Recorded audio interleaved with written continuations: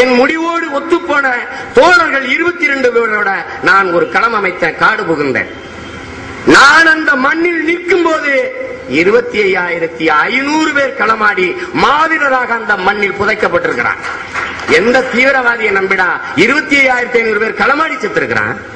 எந்த தீவிரவாதியின் பின்னால் தன் பெத்த பிள்ளைகளை அந்த தலைவனின் கட்டளைக்காக களமாடி செத்துப்போ என்று தாய்மார்கள் அனுப்பியிருக்கிறார்? ஒருத்தி சொல்லுவா, உன்னை யாராவது ஒத்தையில் அனுப்புவாங்க, உங்க அம்மா பார்த்து போ, பத்திரமா போ.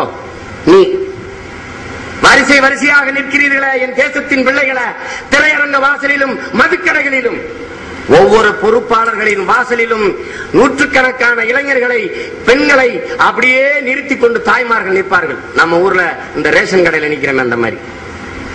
எதுக்கு? இயக்கத்தில் சேர்ப்பது. நாட்டை கட்டுவதற்காக, நாட்டை மீட்பதற்காக, தாயக விடுதலையை பெறுவதற்காக உயிரை தியாகம் செய்ய.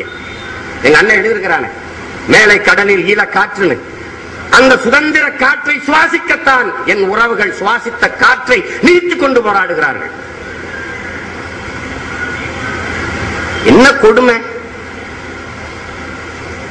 இதை கேட்டா இறையாண்மைக்கு எதிராக பேசுறான். எங்கே இருக்குது இறையாண்மை? எனக்கு எங்க அக்காவுக்கும் இறைவனும் இல்லை, இறையாண்மையும் இல்லை. என்ன இருக்குது இறையாண்மை?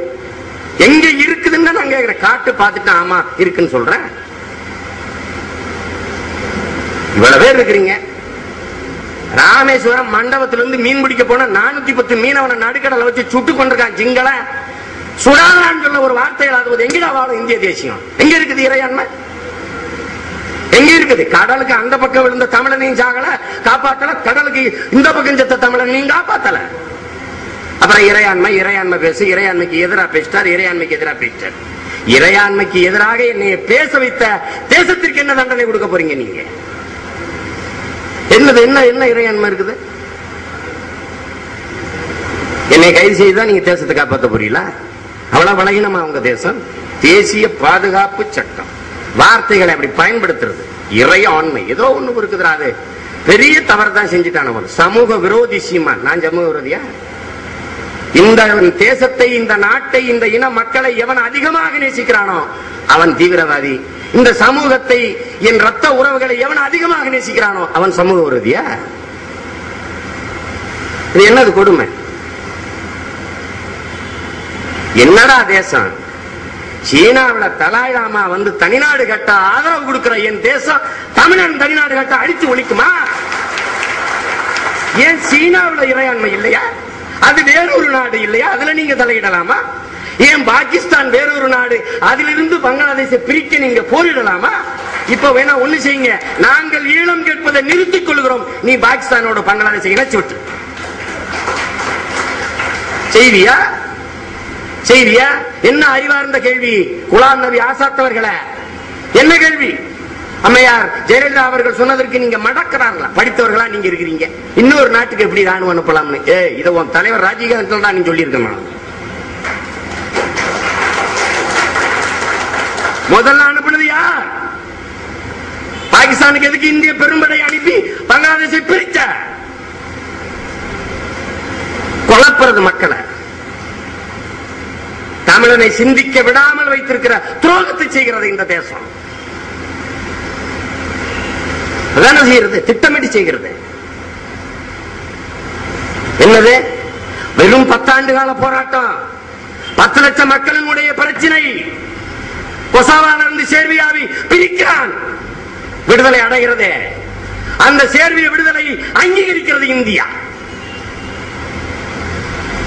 10 ஆண்டு கால போராட்டம், அரை நூற்றாண்டுக்கு மேலாக 60 ஆண்டு கால போராட்டம். என் இனத்திற்கு சிந்திய ரத்தம் எவ்வளவு, கொடுத்த உயிர் பலி எவ்வளவு? எங்க அண்ணன் அடிக்கடி சொல்வார், காசி அண்ணன், பறந்து விரிந்த இந்த பாரத கண்டத்திற்கு, இந்திய தேசியத்தின் விடுதலைக்கு, தேச முழுமைக்கும் நாம இழந்த உயிர்கள் 2000க்கும் குறைவாகத்தான். 2500 அதிகபட்சம் போனால் 3000 இருக்கும். தமிழ்நாட்டில் பாதி அளவே உள்ள ஒரு சிறிய தேசம் நம் அன்னை பூமி. தமிழீழ மண்ணை மீட்டெடுப்பதற்கு நாம் இதுவரை இழந்த உயிர்கள் எவ்வளவு? இன்னும் எடுக்கிற என்னமோ ஈழ நாட்டை அடைய நாம் போராடவில்லை என் உறவுகளை, அதை நீங்க தெளிவா வச்சுக்கிறீங்க. என் சொந்த நாட்டை எதிரியிடம் இழந்து விடக்கூடாது என்பதற்காக போராடுறோம். அதை மறைஞ்சிட்டு ஏதோ தமிழீழம் கேட்டு போராடல பிரபாகரன். என் தலைவன் புதிதாக ஒரு நாட்டை படைக்க போராடவில்லை. தன் பாட்ட நாட்டை தன் பகைவன் கைப்பற்றி விடக்கூடாது என்பதற்காக தடுக்க போரிடுகிறான். இதை தெரியாத மடப்பயலுக்கு பிறந்த மடப்பயல்கள் பேசுகிறான். நான் படைக்க போராடுற நாடு கேட்கிறேன். முட்டாப்பயல் என்னது இது? உனக்கு தெரியாது? நீ வரலாறு படிக்கல? தொன்மை இலக்கியம் உன் பாட்டன் பூட்டன் எழுதின தொன்மை இலக்கியங்களை வாசிக்கல?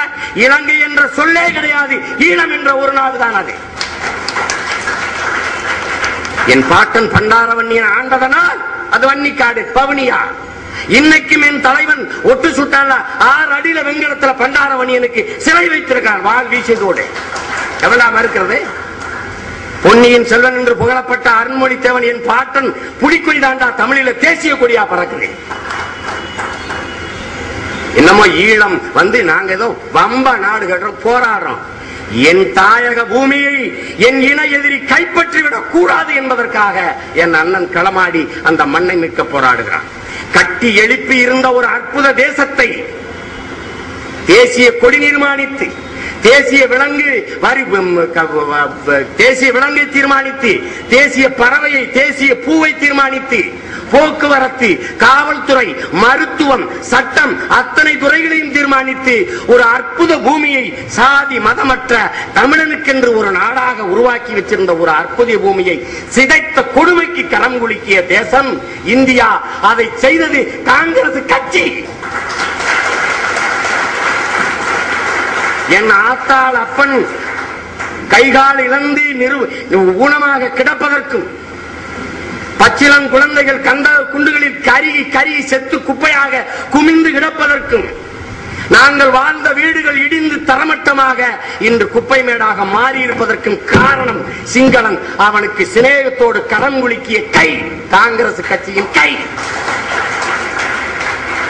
இதை எடுத்து சொன்னா என் கால அடிச்சுட்டு போவான். இவன் வந்து தேசியவாதி, நான் தீவிரவாதியா? இந்த நாட்டுல முத்துக்குமாரி யாரு, பாரதராஜா யாரு? 4ஆம் தேதி பாரு, நான் என்ன உனக்கு பதில் சொல்றேன். நீ இரு, நீ வா. நீ உங்களுடைய இலக்கு, உங்களுடைய லட்சியம் நான் வெளியில இருந்துடப்படாது தானே. நான் செத்தாவது உங்க வெற்றியை தடுப்பண்டா. நீங்க நினைச்சுக்கிட்டு இருக்கீங்களா? நீங்க எல்லாம் நினைச்சுக்கிட்டு இருக்கீங்க.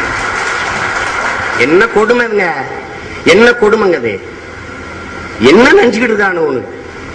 எங்கெங்கோ செத்து விழுகிற மனிதர்களுக்கெல்லாம் அழுதமே நாங்க. எங்க அக்கா சொன்ன மாதிரி ஓடி ஓடி உதவணுமே நாங்க. என் சொந்த உறவுகளுக்கு உதவ முடியாமல் நிற்கதியாக இந்த 6 கோடி தமிழினத்தை நிறுத்தி ஒரு மனநோயாளியாக மாற்றிய கொடுஞ்செயலை செய்த நாடு என் தேசம். முத்துக்குமார் ஏன் குளிச்சான்? தமிழன் மிகப்பெரிய ஜனநாயகவாதி என்பதை நிரூபிக்க தன் ஆழ் மனதில் எழுந்த ஆழ்ந்த கோபத்தை தன் எதிரிகள் மீது பிரயோகப்படுத்தாமல் தன்னைத்தானே எரித்துக் கொண்டு செத்தான். என் தலைவன் பிரபாகரன் என்னிடத்தில் சொல்றார், தம்பி, தமிழன் வீசி விளையாண்ட வாழும் வேணும் எங்கடா அப்படின்னு. அது பொருட்காட்சியில் இருக்கிறேன். பொருட்காட்சியிலையும் பூஜை அறையில வச்சு கும்பிட்டு இருந்தீங்கன்னா உன்னை எதிரி போடுத்தலாம் என்ன ஒண்ணுங்க சொல்லு பாப்போம். என்ற கேட்கிறாரு, சீனன் விளையாண்ட வீசின கம்ப இன்னும் படத்துல வச்சிருக்கான், ஸ்டிக் ஃபைட்டு. அவன் வச்சிருக்கிற பெருவாளை ஸ்வாடுன்னு வச்சுட்டு வீசிக்கிட்டு இருக்கிறான். நம்ம பூஜையில வச்சுட்டு போயிட்டோம். அதனால எதிரி அடிக்கிறான்.